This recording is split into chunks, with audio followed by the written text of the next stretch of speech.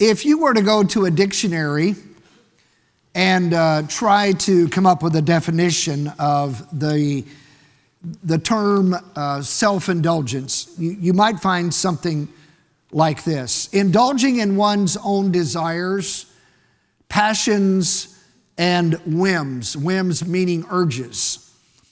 So indulging in one's own desires, passions, whims, especially without restraint. Another definition: excessive or unrestrained gratification of one's own appetites, desires, or whims. You know, all one has to do is to read those definitions to understand that really what the substance of self-indulgence, it's all about what we want, when we want it, at whatever the cost. Now, amazingly, Solomon here in chapter 21 addresses some dangers of self-indulgence. Now, if you are a Bible reader, you would understand that if there's anyone that knew anything about indulging in whatever he wanted, whenever he wanted it, at whatever the cost, Solomon would have been that one person. In fact, if you'll hold your place there in Proverbs 21, you'll go to the next book over. You were going to look at the book of Ecclesiastes.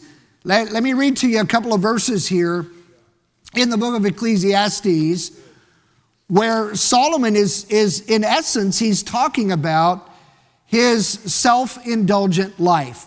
Ecclesiastes chapter number 2, verse 9. So Solomon says this: "So I was great and increased more than all that were before me in Jerusalem.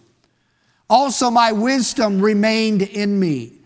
And whatsoever mine eyes desired, I kept not from them.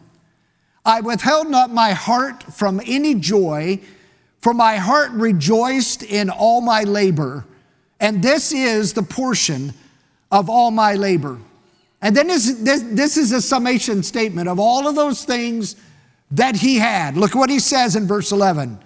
"Then I looked on all the works that my hands had wrought, and on the labor that I had labored to do, and behold, all was vanity and vexation of spirit, and there was no profit under the sun." So basically what Solomon is saying this: whatever I wanted, whenever I wanted it, at whatever the cost, that's what I had. And his evaluation of all of this stuff, all of these things, all of this pleasure, everything that he ever desired, his summation of it was this: it's vanity and vexation of spirit. Vanity, meaning basically this: it's emptiness. There's no substance to it. It's empty. Vexation of spirit is kind of an interesting term, and it implies this: it's feeding the outside, but doesn't do anything for the inside. Now, I pastored in southwest Wyoming. We were about 80 miles from Salt Lake City. Our city was actually 80% Mormon, and the Lord led our family there in September of 1988, and we pastored there for 9 years. And we had some very, very harsh winters. In fact, you know, our little saying was we had 9 months of winter and 3 months when the skiing wasn't quite as good. And so we had several bad winters. One winter, it got down to 80 below zero with a wind chill. Now, I walked outside this morning thinking, man, it's beautiful here. It wasn't 80 below zero when I walked outside this morning. And so anyway, we had this really, really very harsh winter. And, Wyoming is known for the beauty. And, you know, how many have ever been to Yellowstone? Been to Yellowstone, the Tetons, it's just beautiful. There's wildlife everywhere. There are deer, there are antelope. In fact, at one time, I don't know if it's still like this, but at one time, Wyoming had more antelope than it did people. And So one particular very harsh winter, hundreds of deer and antelope perished because I didn't know this till I did a little bit of study on it. A deer is not like a cow. A cow's a grazer. A deer is a browser. Deer's like a rabbit. You know, they don't eat hay and things of that nature because they're browsers. Well, when the snow got so deep that winter and they could not get to the shoots and the plants or the early wheat, you know, they can eat the early winter wheat that grows in the fields. And so the only thing that they could find to eat was the hay that the farmers stored up for their cattle. And so they literally did autopsies on these deer, and they found that they starved to death with full bellies. They had hay in their bellies, but because they're a browser, they couldn't digest the hay. You know, a cow's got, 4 stomach chambers? And so they're able to graze and they're able to digest the hay. So these deer literally died with full bellies. They starved to death. Now, when I think about that, when Solomon says this, I had everything that fed me outwardly, but on the inside, I wasn't satisfied. Just like those deer. They thought that they were giving themselves nutrition and they were feeding themselves on the outside, but inside they were starving to death. And that's Solomon's evaluation of his idea of self-evaluation. He said, I had everything that I ever desired to have. And he did. He had everything. And as you read through the book of Ecclesiastes over and over again, Solomon makes the statement, he says, it's all vanity and it's vexation of spirit. All it does is feed the outward man, but it doesn't take care of the inward man. So Solomon here in chapter 21 of the book of Proverbs gives us 5 dangers of self-indulgence. Let's look at what he has to say here. Number 1, he says this, in verse number 17, he says, self-indulgence is a danger because you may get what you want, but you lose what you need in the end. Look what he says in verse 17. He that loveth pleasure shall be a poor man. He that loveth wine and oil shall not be rich. Now again, I think of those deer that starved to death with full bellies. What did they want? What did they want? They wanted to feed themselves, to live, to have life. But they fed themselves and their lives ended because they got what they wanted, a full belly, but they did not get what they needed.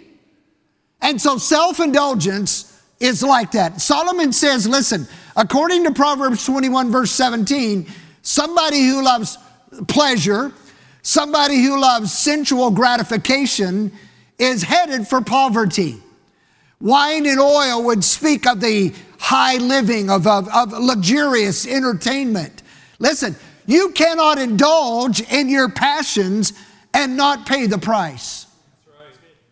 You indulge in what you want as much as you want, whenever you want it, and it will leave you feeling empty.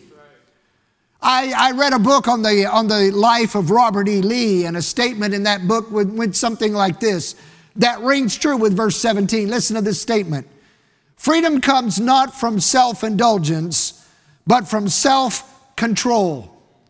The Bible word is temperance, self-control. So he says freedom comes not from self-indulgence, but from self-control and uprightness, which means integrity. So people who are self-indulgent, they lose more than they gain. So Solomon says, if you love pleasure, you will be in poverty. If you love oil and wine, you will not be rich. If you seek after what you want, as much as you want it, whenever you want it, You will fail. Number 2, self-indulgence is dangerous because it brings trouble into our lives. Look at verse number 18.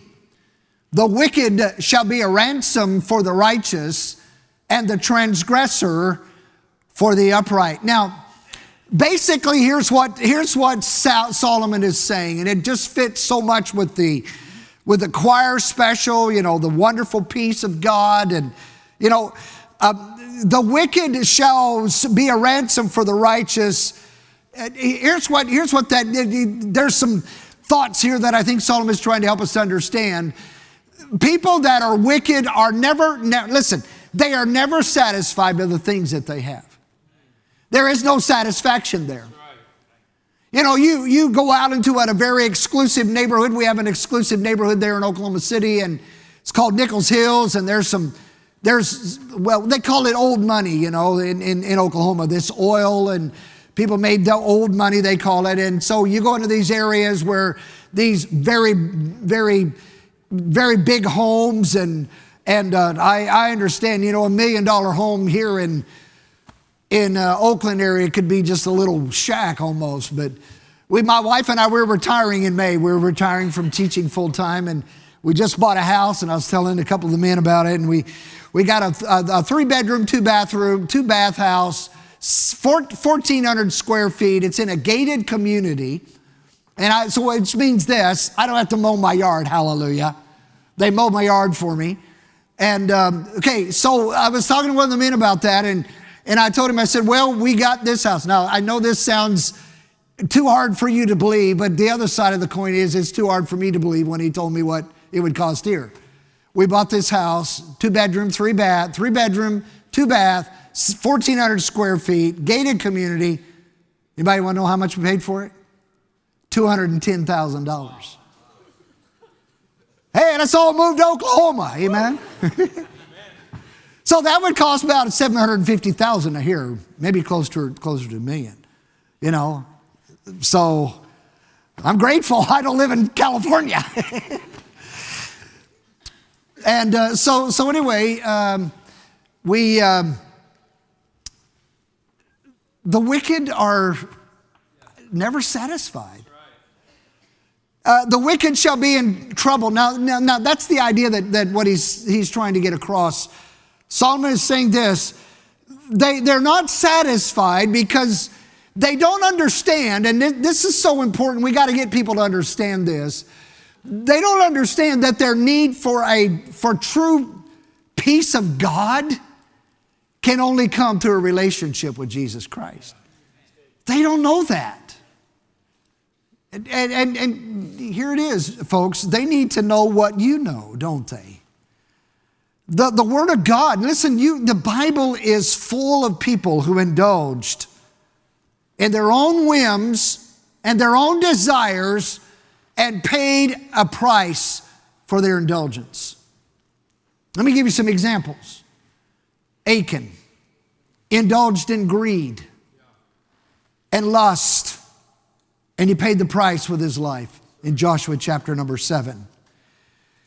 I understand are you studying through the book of Esther in some of your Sunday school classes? Right now you read about Esther. What a great book. What a great book. It's the only book in the Bible where God's not mentioned. But I'm telling you, he's all over the book of Esther, isn't he? And you read about Haman, who was eaten up with hatred, wasn't he?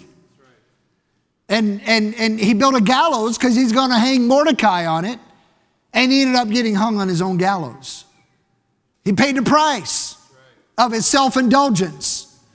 We read about Samson indulging in lust and immoral behavior, and he paid a price with his life.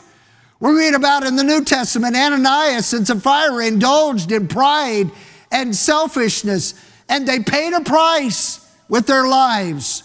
Our self-indulgence, listen, it will always, you've heard this about sin, right?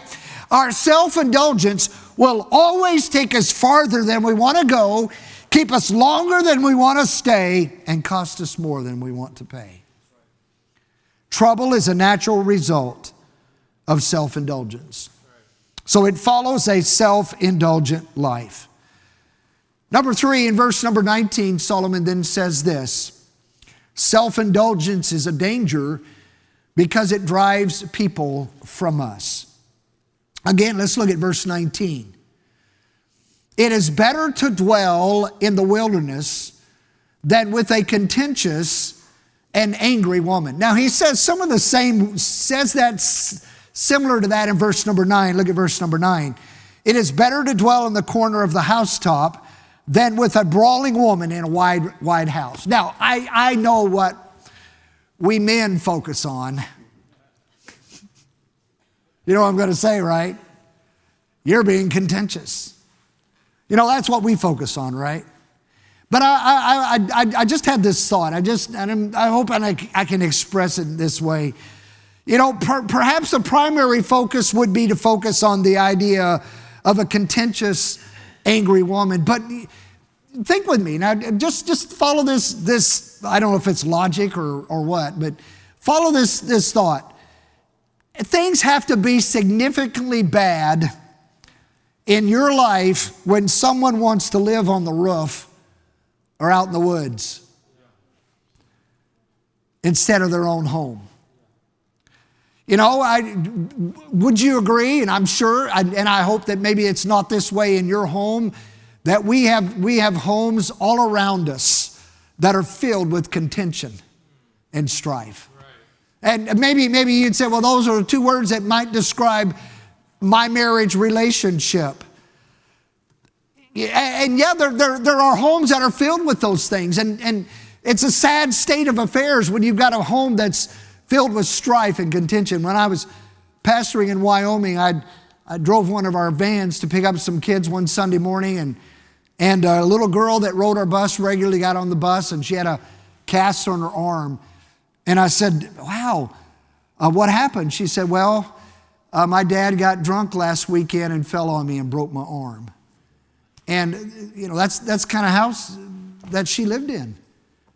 Do y'all have vans? You drive vans, pick up kiddos on vans, right? Do you? Okay.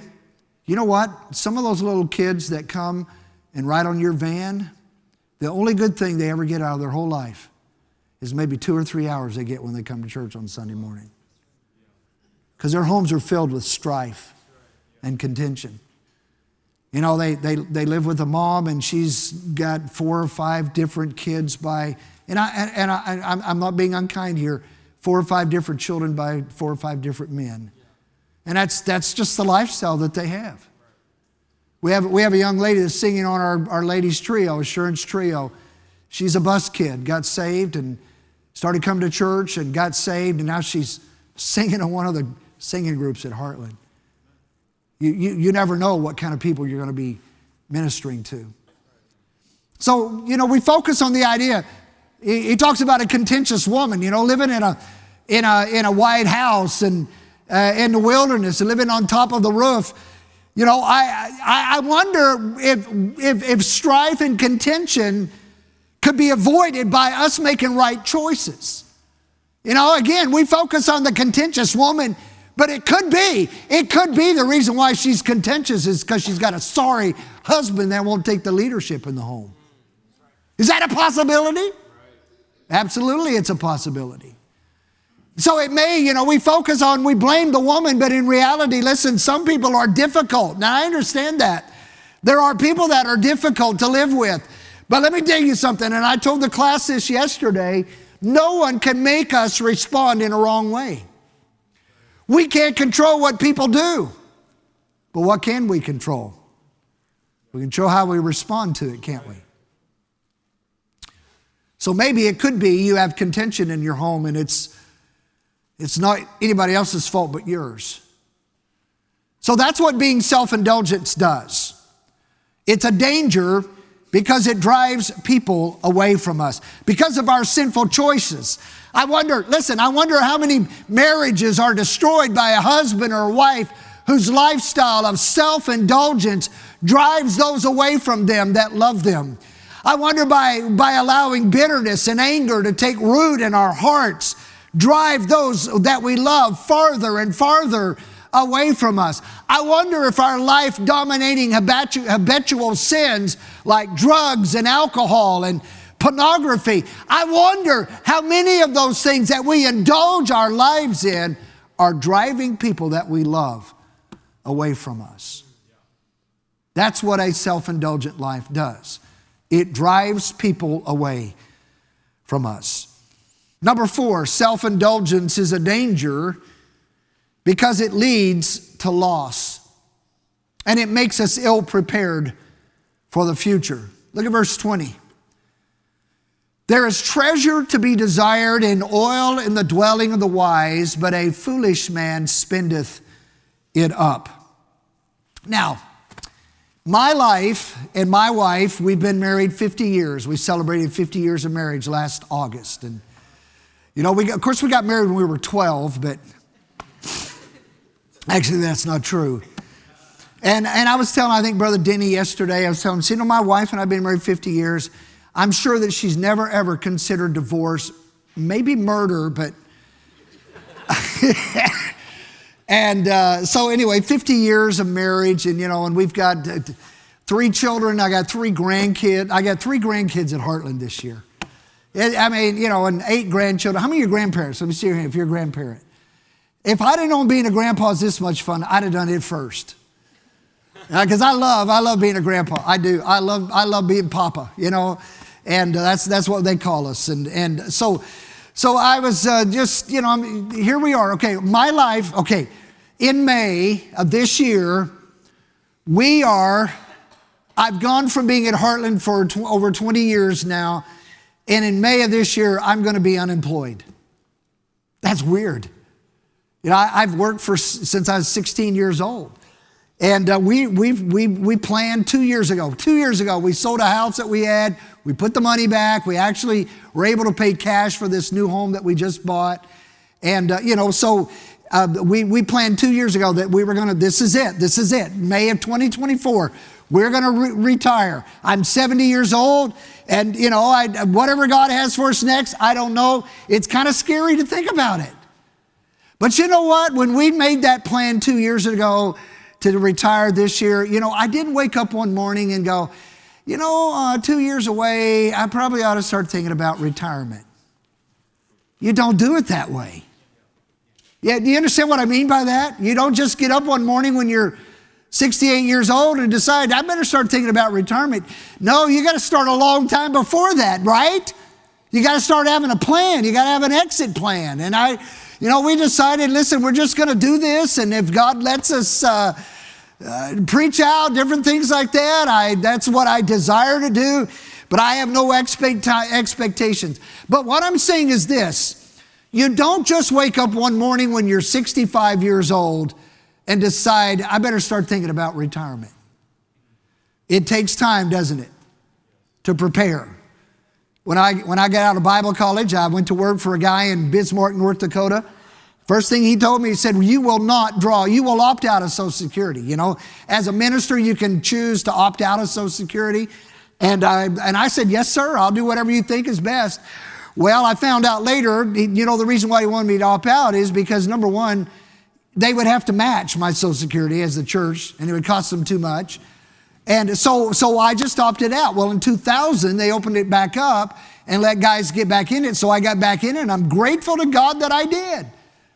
Because I know a lot of preachers back in the days when I was a kid preacher back in the 70s who said, oh, Jesus is going to come back before I need Social Security. It'll be bankrupt by the time I get old enough to use it. And they did not make preparations. And I know a preacher who died of a heart attack. His wife had to use a credit card to pay for his funeral because they didn't make preparations. Now, I'm not trying to scare anybody, but if you're a young married couple, you need to start making preparations. You need to get life insurance. I'm sure Brother Copes would, you know, he's here a couple of weeks ago, right? He probably didn't even talk about, so I'm still in his thunder here. But you may need to make preparations. Because here's what happens, self-indulgent people don't make preparation. They are ill prepared for the future. And then time catches up with them. I read that. Now understand. Verse 21, the writer isn't necessarily talking about people being unprepared for retirement. But what I do think that he's focusing on those who use up all of their resources through their self-indulgence. Now, let me say this. There's nothing wrong with enjoying the things that God gives us every day in our life. You know, he talks about treasure to be desired. The idea would be this, things that are stored up for the future. He talks about oil. Oil would have been used for the family and for the future. But what I think Solomon is talking about here in verse 21 is he's talking about the fact that the problem comes with those who are self-indulgent, who use up all of their goods and don't have anything left for the future.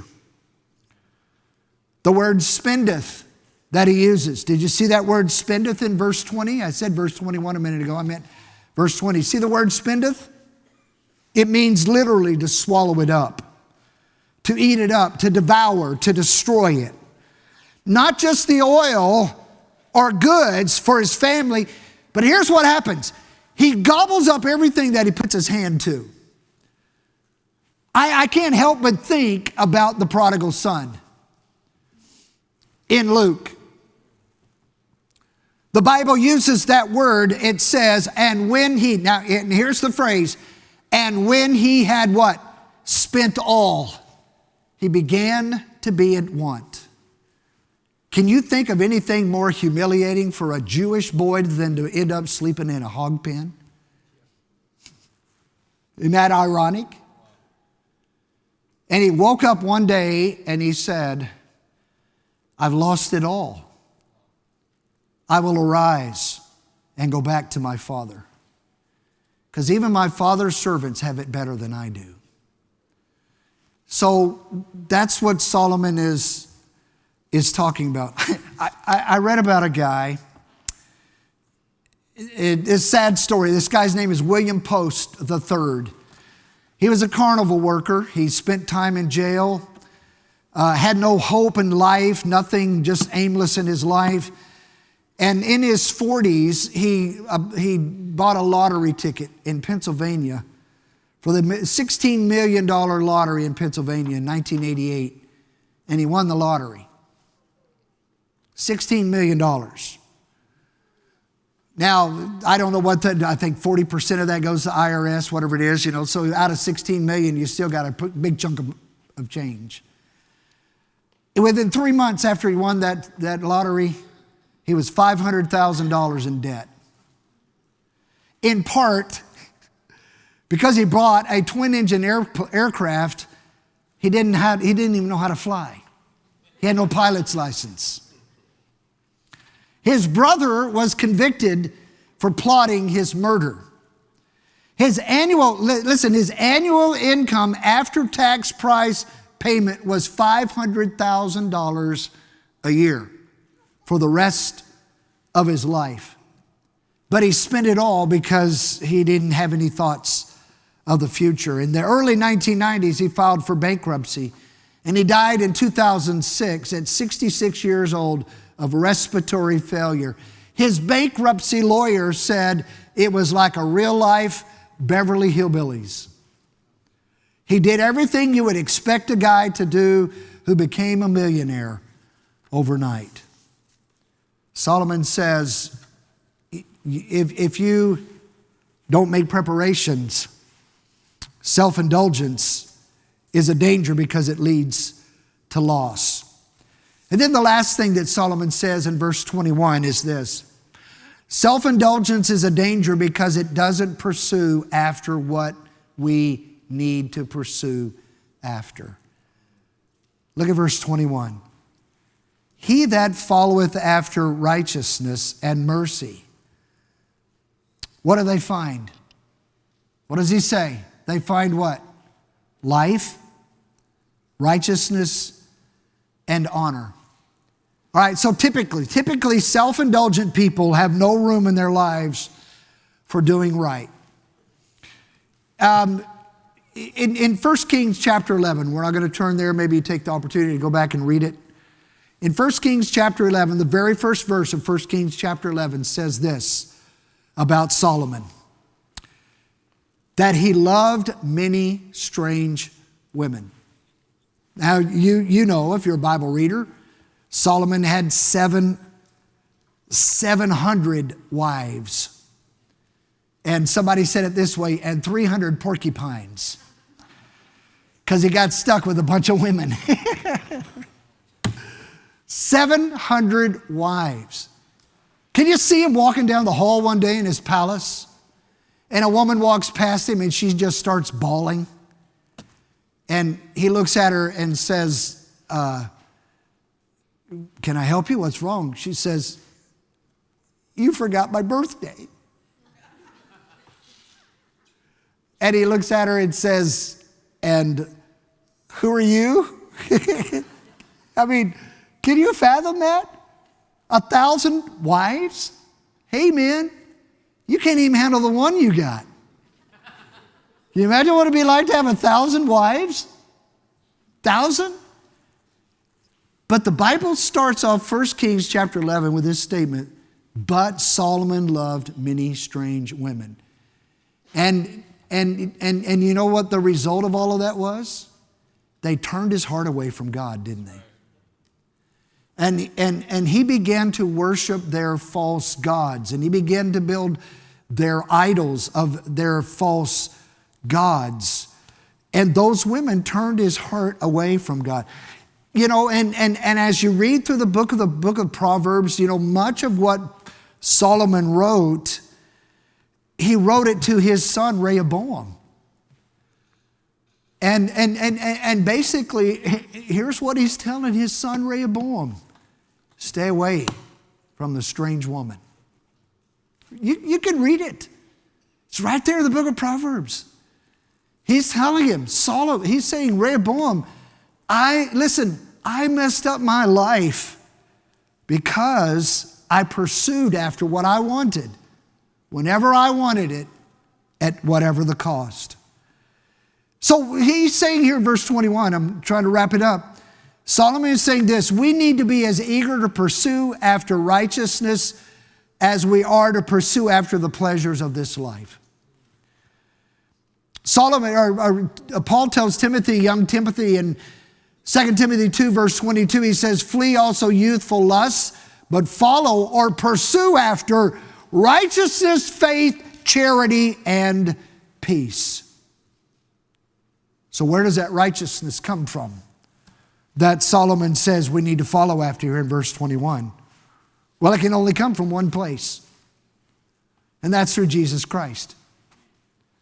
You are not going to find the peace of life. Wasn't that a wonderful choir special? Peace, peace. What's it called? Wonderful peace. Coming down from the Father above. Listen, you can pursue after all the pleasures of this world and you will come up empty. Just like those deer in Wyoming who thought they were getting what they needed, but they lost what they really needed. They lost their lives. You pursue after the pleasures of this world and the pleasures of this life, and it will leave you empty. Solomon tells us that those that pursue after righteousness, what do they find? They find life. You know what he says? They find life. Life there means alive, freshness, maintenance, springing out, life. You find righteousness. What does righteousness mean? It means righteous with God. I love this, and I'm probably going to get it wrong, so forgive me, but I think the character for a lamb over me speaks of salvation, right? Well, you think about that. If you want to have the righteousness of God in your life, it'll fill your heart up. It'll fill your heart up. So we understand this. Solomon's saying this, listen, if you want to have the true life that comes, pursue after God and righteousness and all those things that you desire. The world thinks the glory and honor comes through riches and power and fame. You know what Jesus says about all that? Jesus says that glory and honor come from humbling ourselves before a holy and righteous God. So here are some questions in regard to self-indulgence. Number one is this: in what ways have you or are you being self-indulgent? Are you indulging in your own pleasures? Or are you indulging in a life that seeks after God? Second question is this: are you living for your own pleasure or for the glory of God? Are you? Are you living for your own desires, for your own pleasure, or are you living your life for the glory of God? And then number three, are you living for God or living for yourself? Is it all about you? We live in such a selfish world. Selfies. I don't know how to take selfies. I try to do it, and all I can do is look up my nose, and I'm not very good at it. And okay. Anybody know what this means in sign language? What does it mean? Huh? I love you. Okay. Do you know what the sign language for selfie is? Okay. Now watch. It's this. Instead of this, I love you, a selfie is I love who? Me. That's where we are in our life, isn't it? Went to a funeral one time. A young lady, she's in her 40s, passed away, and they had a video tribute to her. And I'm not being unkind here. It's just an observation that I made. A video tribute to her, and almost 80% of the pictures in her video tribute was her taking selfies of herself. And I'm thinking, and then a guy got up right after that who was not even married to this woman and said, if she taught me anything, she taught me how to love myself. And I'm thinking, I think we just saw a video that proved that. It's all about me, isn't it? So I'm just saying this: if you indulge in what you want as much as you want, you will pay a price. And the day will come. And the day will come. You read the rest of the book of Proverbs, Solomon goes on and on and on about the selfishness and unrighteous things that we do. You get over the book of Ecclesiastes, and he goes on and on about these things. You get down to the end of the book of Ecclesiastes, and he says, here is the end of the commandment: love God and keep his commandments. And let me tell you something. If you will do that, if you'll love God with all your heart and all your soul and all your mind, you will not be a self-indulgent person. You will be somebody that pursues after righteousness and peace and contentment. That's what God wants us to do. Are you self-indulgent?